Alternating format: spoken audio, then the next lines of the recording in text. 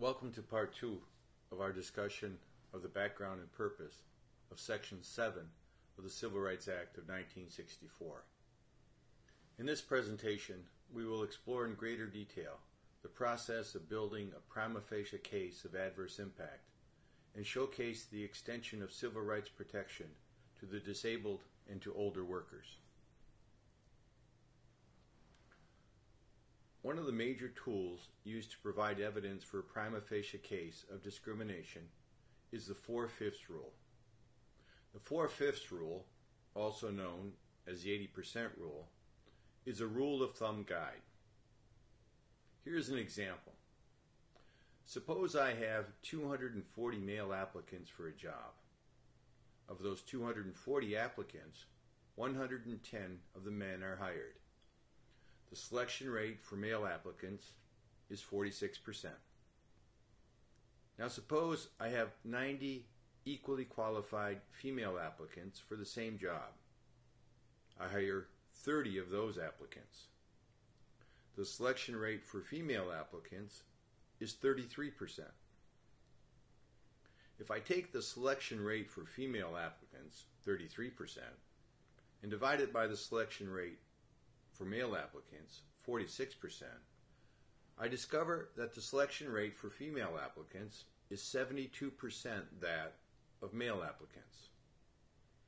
The 4/5 rule says that absent discrimination, the selection rate for minority applicants should be no less than 80% the selection rate for majority applicants. Notice how the 4/5 rule effectively provides a 20% buffer. It essentially says if the minority selection rate is at least 80% that of the majority selection rate, there is essential equality.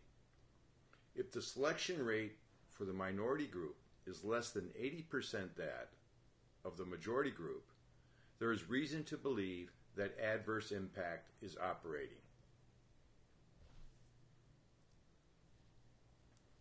The 4/5 rule is very important, but every discrimination case is unique and complex.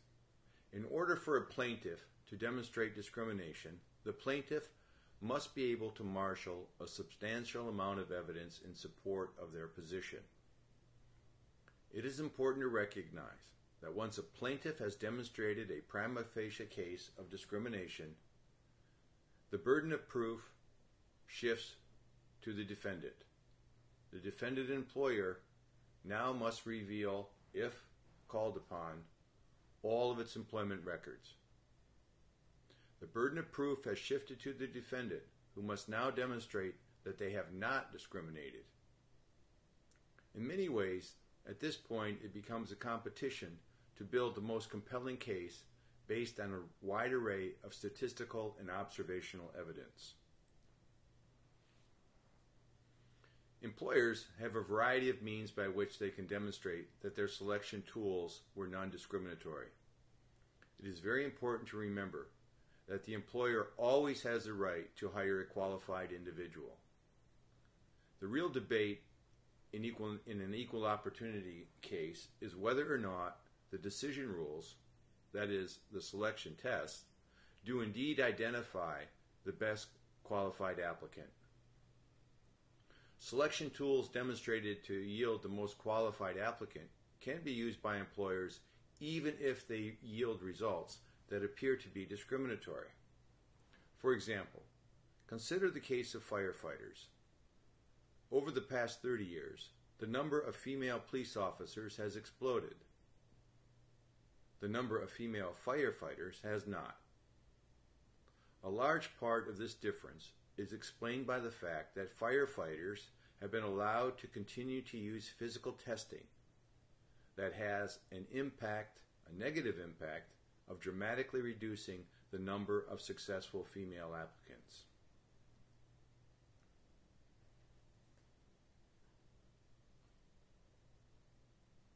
This slide and the one previously provide you with a brief list of some of the strategies available to employers to demonstrate non-discrimination. These are powerful and persuasive tools. but you will notice that they place significant burdens upon the employer. Under Title VII of the Civil Rights Act, the employer bears legal responsibility to make sure that their selection systems are non-discriminatory.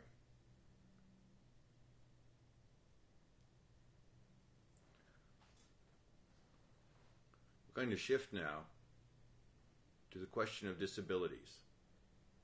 The Americans with Disabilities Act was signed in 1990 by President George H.W. Bush. It's an amendment to the 1964 Civil Rights Act. Over the past 2 decades, one of the major challenges of the American with Disabilities Act has been to develop legal standards for deciding who is disabled such that they are protected by the Act. The definition provided on this slide is the official definition. It is a definition still evolving. For example, consider the difficulty associated with closed head injuries and post-traumatic stress disorders. We know that there are now thousands of disabled people with these conditions. But we also know that many of the thousands are able to function in society.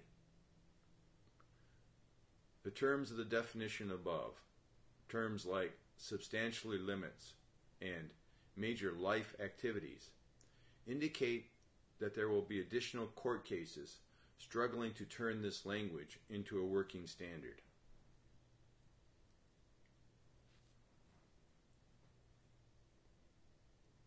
The important terms on this slide regarding the American with Disabilities Act are essential task and reasonable accommodation. In a future discussion, we will explore reasonable accommodation. So in this comment, I will emphasize the idea of the essential task. From a managerial perspective, this standard requires the employer to conduct a job analysis to differentiate between essential and non-essential tasks. Disabled candidates are expected to receive reasonable accommodations that will permit them to evidence their ability to perform essential tasks.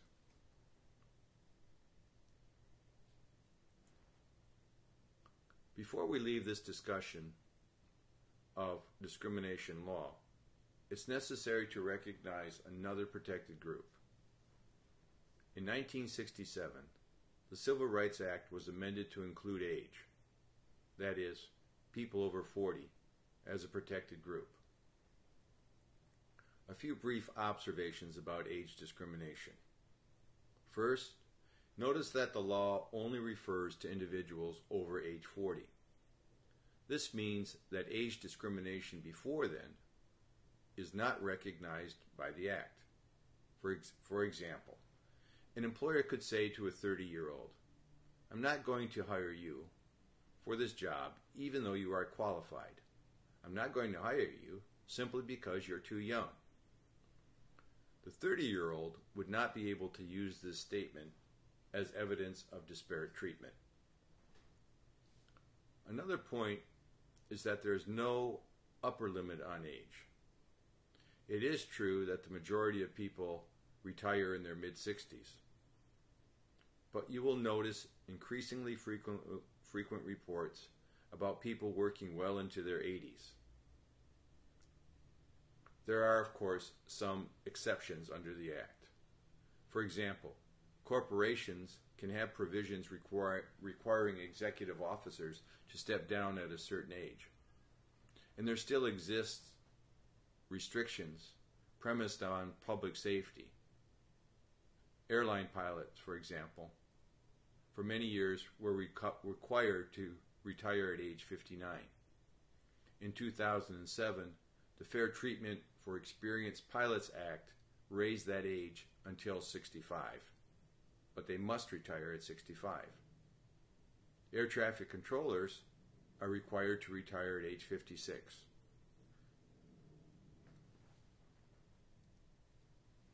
To summarize, equal employment opportunity law makes it illegal to discriminate in all areas of the employment relationship.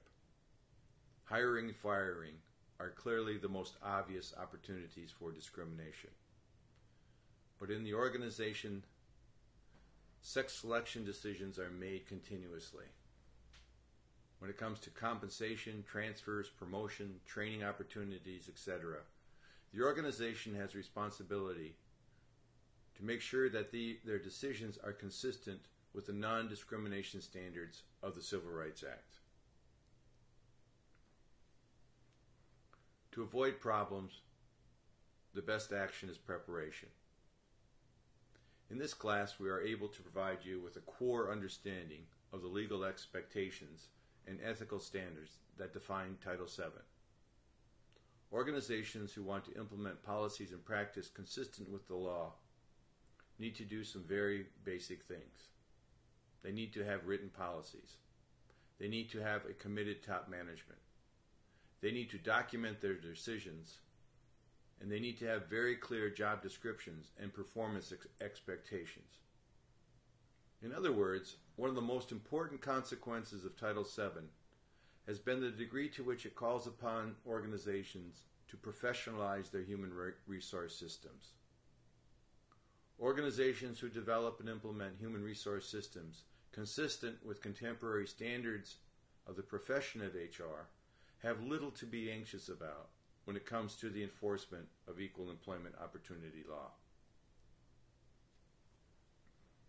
Before we leave this section of the course, I invite you to take a moment to reflect upon your own organization and ask if discrimination is occurring. In the words of author Suzanne Collins, knowing it and seeing it are two different things. You now know what discrimination looks like. Are you prepared to see it? In the next presentation, we will examine the rights of women as expressed in civil rights law.